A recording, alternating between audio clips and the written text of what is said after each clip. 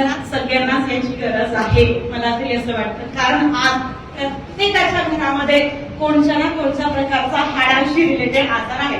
मग तो सर्वायकल असो, है ना, स्पॉन्डिलिसिस असो, लुंबार रिजनचे आजार असो, कमरेचे आजार असो, गॅप असो मानेमध्ये, ठीक आहे, पेल्विक रिजनचा आजार असो, गुडघे दुखी असो, कार्टिलेज डॅमेज असो, इथे आपण जे म्हणतो की वाट्या ज्या असतात आपल्या डोळ्यामध्ये, ठीक आहे, तर याच्यामधलं लुब्रिकेशन कमी झालेलं असो, ऑइल कमी झालं आपण ज्याला म्हणतो, ठीक आहे. तर अशा असंख्य गोष्टी, कोणत्याही प्रकारचे बॉडीचे पेन जर कमी करण्याची जर ताकद तुमच्या प्रोडक्ट मध्ये असेल तर ते आहे ऑर्थोजी मध्ये. मी हे स्वतः घेतलेलं आहे 2 years before, almost 1 year before.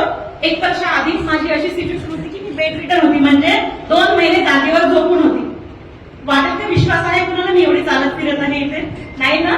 पण अशी कंडिशन होती कारण मला L4 L5 मध्ये गॅप डायग्नोज झालेला होता आणि तो 9-10 पेन किलर खाल्ल्यानंतरही MRI, डॉप्लर, सिटी स्कॅन करूनही कमी झालेला नव्हता, ठीक आहे. मग अशा सिच्युएशन मध्ये काय करायचं? मग आयुर्वेदिक प्रॉडक्ट घेतले, नाही झालं कमी.